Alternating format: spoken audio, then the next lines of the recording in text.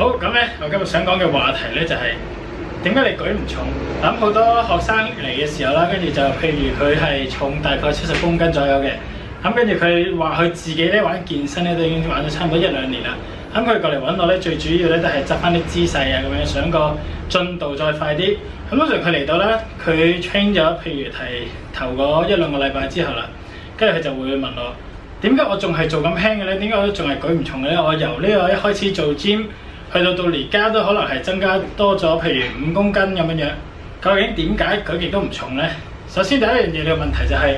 你練嘅目的究竟係你為咗係練呢一個重量啊，定是係為咗練呢個肌肉嘅嗰個大同細咧 ？OK，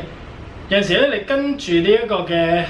計劃去做咧，即係你嘅心態啦，你係冇可能得一想二嘅。即係你照住你 bodybuilding 嘅計劃去做你嘅 rep range 係譬如6至12下嘅，你係冇可能做到一個增加重量嘅一個計劃，譬如係1至5下咁樣樣。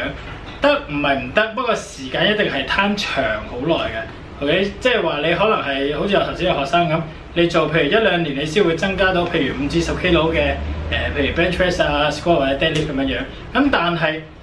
喺做呢幾樣嘢之前，你首先當然你要掌握佢嘅技術啦，你嘅竅門唔係你見人哋做你就做，見人哋就咁拎起你就拎起。譬如二頭肌冇錯，我哋大家都知道佢係可以伸縮咁樣樣，咁你就練到二頭肌啦。又或者係唔同嘅方向揸，咁你就練到呢個 peak 啊，練到呢個側邊或者練到前臂。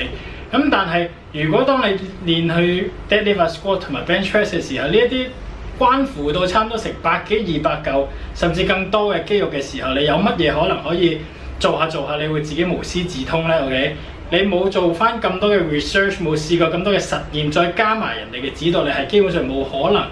可以有咁樣嘅進步嘅。我之前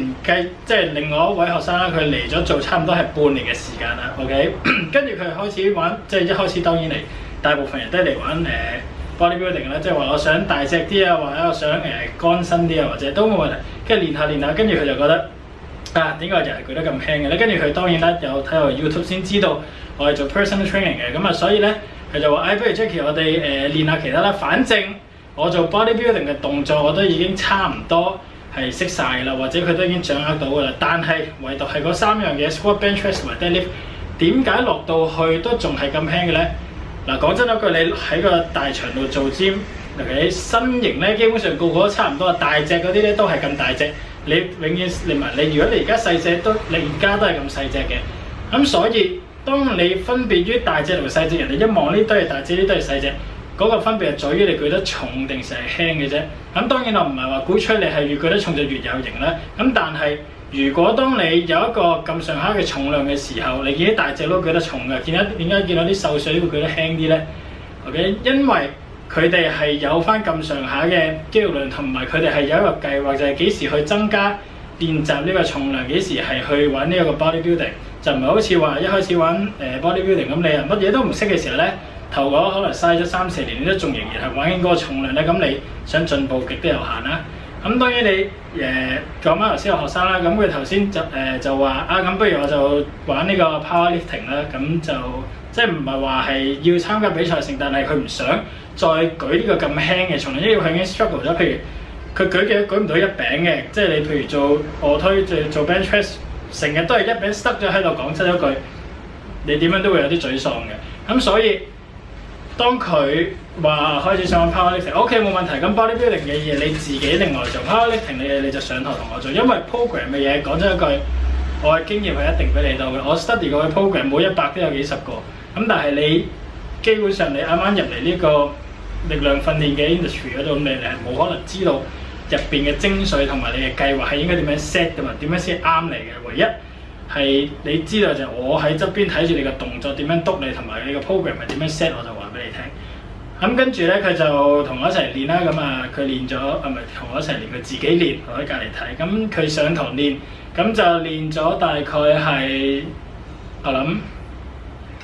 2個月左右。跟住佢嘅 squat 係多咗係10公斤 ，bench press 多咗5公斤，跟住 deadlift 係多咗10公斤，即係 end up 你全部加埋多咗25公斤。當然嗰句就係佢嘅潛能係未被完全爆發，即係未完全發掘晒出嚟。但係 at least 佢知道自己今日我終於可以推得到咁樣嘅重量啦。咁你一定會話即係好多人都會同我講嘅，即係你咪又係舉一下咁少。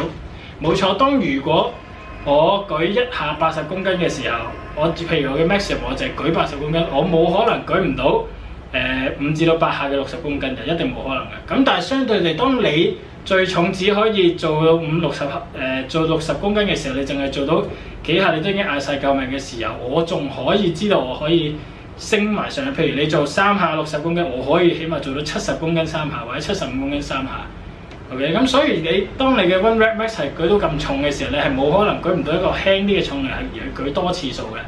同埋一個 program 嘅一開始咧，我哋都總會 focus 翻喺 technique 同埋速度嘅時候咧，我哋都係會做一啲多次數嘅動作。當然你有翻咁上下嘅基本功，你先可以再慢慢加重個重量上去，咁就會好容易受傷噶啦。咁所以呢個就係玩力量訓練同埋玩呢個嘅 bodybuilding 嘅分別。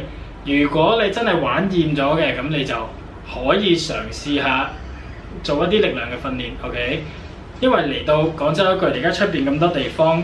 每一個人都開一間 gym 嘅時候，佢哋教嘅大部分，我咁肯定都係玩緊健美嘅啫。力量訓練咧冇乜人識，講真一句。但係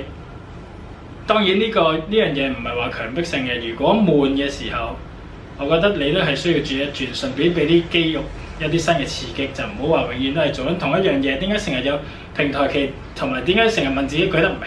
咁重，舉得咁輕 ？OK， 咁就冇錯，呢個就係我呢幾日咧就聽到翻嚟嘅一啲事情。咁啊冇錯啦，咁啊希望大家中意呢條片，記得 like、subscribe 同埋 share。咁我哋咧就下條片再同大家見，拜拜。